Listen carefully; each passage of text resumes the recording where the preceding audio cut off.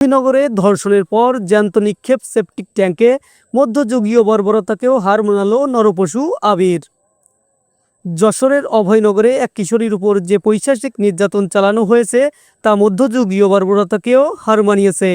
আপন চাচাতো ভাইয়ের লালসার শিকার হওয়ার পর মৃত্যু নিশ্চিত করতে তাকে নিক্ষেপ করা হয়েছিল মলমূত্রের সেপটিক ট্যাঙ্কে। বর্তমানে খুলনা মেডিকেল কলেজ হাসপাতালে জীবনের শেষ প্রান্তে দাঁড়িয়ে জমে মানুষে পাঞ্জা লড়ছে ওই কিশোরী। স্থানীয় সূত্রে জানা গেছে, নোয়াপাড়া পৌরসভার ২ নম্বর ওয়ার্ডের কাপাসাটি গ্রামের আজাদ বিশ্বাসের মেয়ে সুমাইয়া বাড়িতে একা ছিল। বাবা জেলখানায় থাকায় তার মা স্থানীয় একটি মিলে শ্রমিকের কাজ করে সংসার চালান। শনিবার ১৪ই মার্চ শেষ রাতে যখন চারপাশ নিস্তব্ধ, তখন সুমাইয়া ঘরের প্রবেশ করে তার আপন চাচাতো ভাই আবির বিষ একা পেয়ে সুমাইয়াকে জোরপূর্বক ধর্ষণ করে সে। ধর্ষণের পর ঘটনা ধামাচাপা দিতে নৃশংসতার চরম সীমায় পৌঁছায় আবির ও তার মা শারমিন বেগম। তারা সুমাইয়াকে বাথরুমের সেপটিক ট্যাঙ্কির ভেতর ফেলে দেয়। প্রত্যক্ষদর্শী ও স্থানীয়দের বর্ণনা অনুযায়ী মেয়েটি যেন কোনোভাবেই ওপর দিয়েই উঠে আসতে পারে না, সেজন্য বাঁশের লাঠি দিয়ে তাকে ট্যাঙ্কির ভেতর থেকে বারবার গুতানো হয়। আপনারা দুইজন মিলে ঢাকনা সরায় ঢাকনার ইসের ভিতরে ফেলছেন এবং এইটা আপনারা ওই পাশে বলে আসছেন, আপনি নিজে স্বয়ং বলে আসছেন। ওই যখন ছেলেরে মারতেছিল তখন আপনি বলছেন আমি সব কিছু জানি না।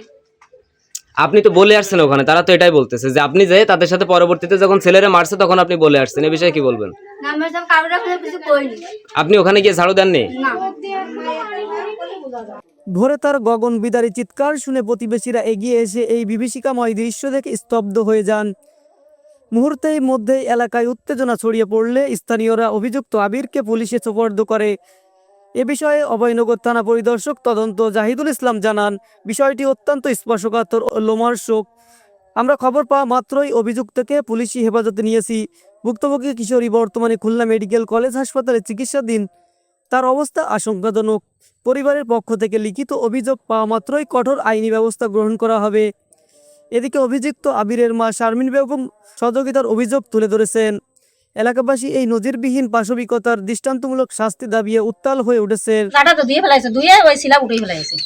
যদি আমার না ইচ্ছা বলতো থুয়া যেতাম, তো আমার না ইচ্ছা বলতে মেরে ফেলতো, ওই ভালো মেয়েটাই নিয়ে যায় ওই গাড়ির তলে দিত। নাম সহ কোন তারা? রাতুল রাতুল মেরে ফেলে দিত। মারতো কারা? আবির ওই আবির ডাইয়ে নিয়ে ওরা মেরে ফেলতো।